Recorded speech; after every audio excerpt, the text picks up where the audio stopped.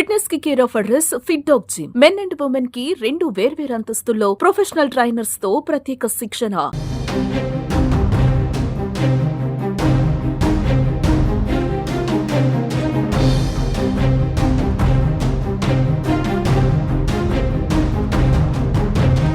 Hi hello నమస్తే, welcome to Suman TV Karimnagar. నేను Lavanya Reddy.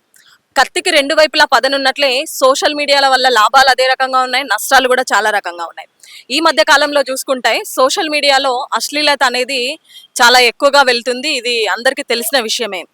So దీంట్లో లేడీస్ పట్ల అసభ్య కంటెంట్స్ కానివ్వండి, చిన్న పిల్లల పట్ల అడల్ట్ కంటెంట్స్ ఇలాంటివి ఎక్కువగా చేస్తున్నారు. సో ఇలాంటి వాళ్ళ పైన ఉక్కుపాదం మోపేందుకు కేంద్ర ప్రభుత్వం, రాష్ట్ర ప్రభుత్వాలు కూడా చాలా సంసిద్ధమవుతున్నాయి.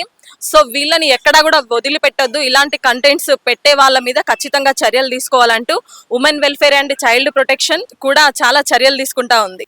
రీసెంట్ గా మన కరీంనగర్ కి చెందిన ఒక వ్యక్తి ఇన్స్టాగ్రామ్ లో ఇలాంటి తప్పుడు పోస్టులు, అబ్యూజింగ్ కి సంబంధించిన పోస్టులు పెట్టడం జరిగింది. సో తన మీద రీసెంట్ గా కేసు బుక్ చేయడం జరిగింది. సో ఇలాంటి కంటెంట్ లో అప్లోడ్ చేస్తే ఎలాంటి కేసెస్ ఉంటాయి ఏంటి అనే విషయాలన్నీ కూడా తెలుసుకోవడానికి ప్రస్తుతం మనతో Karimnagar 3 town CI John Reddy గారు ఉన్నారు. సో జాన్ రెడ్డి గారిని అడిగి మరిన్ని విషయాలు తెలుసుకుందాం. సార్ నమస్తే. సార్ చెప్పండి సార్, ఎలాంటి యాక్షన్స్ తీసుకుంటున్నారు వీళ్ళ మీద? ఇప్పుడు యాక్చువల్గా ఎన్సీమెక్ సైబర్ టిప్ లైన్ అనే రిపోర్టింగ్ సిస్టమ్ ద్వారా ఎవరన్నా చైల్డ్కి సంబంధించిన ఎక్స్ప్లాయిటెడ్ మెసేజెస్ కానీ, లేకపోతే అబ్యూజ్కి సంబంధించిన సెక్సువల్ కాంటెంట్ ఉంటుంది, చైల్డ్ పోర్నోగ్రఫీకి సంబంధించినవి ఏమైనా షేర్ చేయడం కానీ, అప్లోడ్ చేయడం కానీ ఉంటే మనకి సైబర్ టిప్ లైన్ రిపోర్ట్ ద్వారా ఎక్కడి నుంచి జరిగింది, ఎవరి చేత చేయబడింది అనేది గుర్తించి వాళ్ళు కన్సర్న్డ్ ఎక్కడైతే జరుగుతుందో అక్కడికి వాళ్ళు రిపోర్ట్ చేయడం జరుగుతుంది. సో మనకు సైబర్ క్రైమ్ ద్వారా ఒక రిపోర్ట్ అనేది రావడం జరిగింది. దాన్ని బేస్ చేసుకొని మనము మన దగ్గర కరీంనగర్లో ఒక కేసు రిజిస్టర్ చేసినాం. దానికి సంబంధించిన దర్యాప్తు చేపట్టినాము. సో ఎవరైతే ఇట్లా ఎక్కడ నుండి చైల్డ్ పోర్నోగ్రఫీకి సంబంధించింది కానీ, చైల్డ్ సెక్సువల్ అబ్యూస్ సంబంధించింది కానీ అప్లోడ్ షేర్ చేయడం లాంటి వాళ్ళు చేస్తూ మేము ఎవరికి తెలియదు కదా అని అనుకుంటారు. కానీ దీని మీద నిఘా అనేది ఉంది, ఖచ్చితంగా గుర్తించబడితే దాని పరమైన ఐటీ యాక్ట్లో ఉన్నటువంటి ప్రొవిజన్స్ ప్రకారంగా చట్టపరమైనటువంటి చర్యలు ఉంటాయి.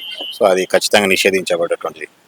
సార్ ఇప్పుడు చాలా మంది చూస్తున్నాం సోషల్ మీడియా ఎక్కువ వాడుతున్నారు, లేడీస్ మీద కానీ, మహిళల మీద, చిన్న పిల్లల మీద కూడా ఎట్లా అంటే అట్లా పోస్టులు పెడుతున్నారు, అసభ్యకర కామెంట్స్ కూడా వాళ్ళ బాడీ షేప్ కి సంబంధించిన కానివ్వండి, ఇలా అసభ్యకర కామెంట్స్ పెడుతున్నారు. అలాంటి వాటి గురించి ఎలా కంప్లైంట్ చేయొచ్చు సార్? మీకు కంప్లైంట్ చేస్తే తీసుకుంటారా ఇక్కడ ఏరియాస్ లో? అలా సో డైరెక్ట్ గా వాళ్ళు గుర్తిస్తే వాళ్ళు చేయొచ్చు, కొన్ని గుర్తించని ఉంటే డైరెక్ట్ గా ఇప్పుడు నేను చెప్పినట్టుగా ఈ సైబర్ టిప్ లైన్ రిపోర్ట్ ద్వారా కూడా ఐడెంటిఫై అయినవి ఉంటే కూడా అవి కూడా వస్తాయి. దాని ప్రకారం చట్టపరమైన చర్యలు ఉంటాయి.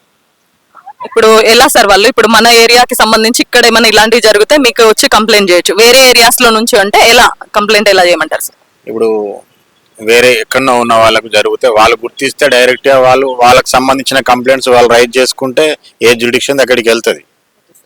ఎక్కడ జరిగితే అక్కడ వాళ్ళు కంప్లైంట్ రైజ్ చేసుకోవచ్చు. 10 మనకు సైబర్ క్రైమ్ సంబంధించిన దాంట్లో కూడా వాళ్ళు కంప్లైంట్ చేసుకోవచ్చు.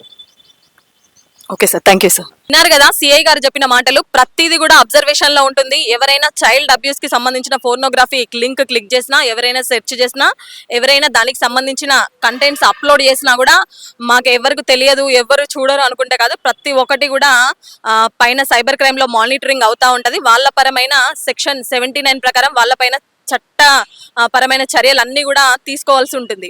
సో బీ కేర్ఫుల్, జాగ్రత్త. ఎవరు కూడా ఇలాంటి కంటెంట్స్ అప్లోడ్ చేయకండి. చిన్నపిల్లలకి సంబంధించిన చైల్డ్ అబ్యూస్ కంటెంట్స్ కానీ ఇలాంటివి ఎవరు అప్లోడ్ చేయకండి. వాటికి సంబంధించిన కామెంట్స్ కూడా పెట్టకండి. సో తస్మత్ జాగ్రత్త అని హెచ్చరిస్తూ కెమెరా పర్సన్ బిట్టుతో లావణ్యారెడ్డి, సుమన్ టీవీ, కరీంనగర్.